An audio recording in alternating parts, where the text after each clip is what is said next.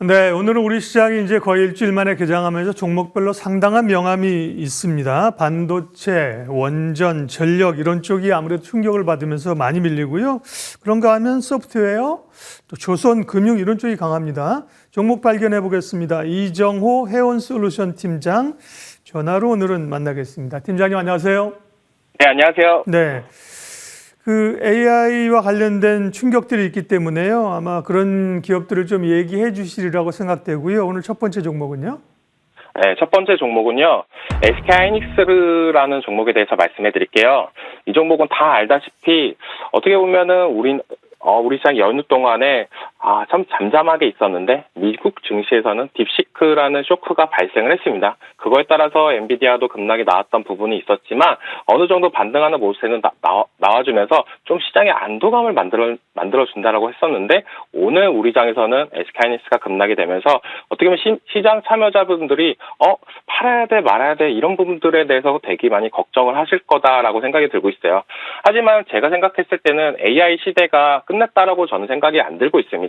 기존에 어떻게 보면 고효율 GPU가 필요하면서 AI 시장에 어떻게 보면 선택받은 사람들, 어떻게 보면 빅테크 기업들만 했던 부분이 저효율 GPU로 넘어가면서 계속적으로 AI 시대는 커져가고 있다라고 볼 수가 있고 거기서 어떻게 보면 고성능 HBM을 담당했던 SK하이닉스가 그럼 입지가 좁아지는 거 아니야? 이렇게 생각을 할 수가 있겠지만 우리가 어떻게 보면 자동차를 예를 들을 수가 있다고 볼 수가 있어요. 누구는 저가형 자동차를 원할 수가 있고 누구는 고가형 자동차를 원할 수가 있습니다.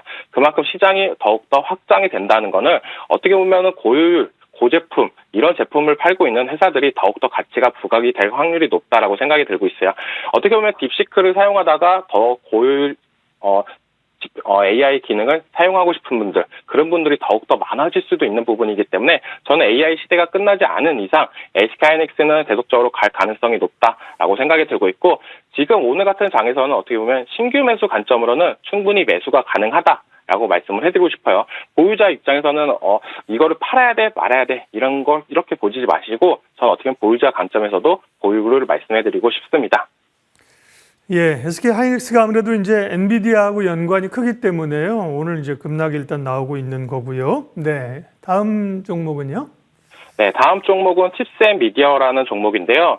이 종목이 오늘 장에서도 상승세가 좋다라고 보여지는 부분이 뭐냐면 반도체 설계 자산 IP를 갖고 있는 업체입니다. 그중에서 특히 비디오 IP 분야에서 특화된 기업인데요. 이 비디오 IP로 인해서 자율주행 관련해가지고 관련주로도 계속적으로 편입되는 모습세가 나오고 있고 또한 중국 AI 투자로 인한 매출 증가가 어느 정도 나와주고 있습니다.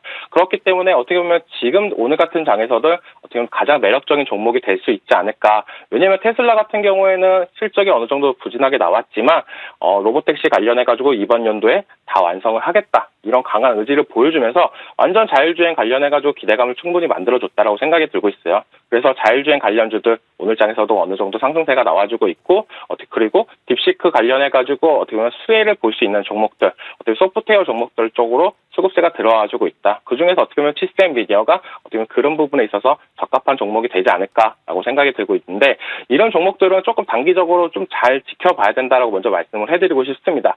SK하이닉스 같은 경우는 어떻게 보면 잘 가다가 한번 지금 급락으로 인해서 쇼크가 나왔지만 칩셋 미디어 같은 경우는 한 번씩 급등이 나오고 나서 다시 한번 또 조정이 또 길게 나오는 부분이 있기 때문에 이런 종목들은 좀 유의 있게 지켜보자라고 말씀을 해드리고 싶습니다.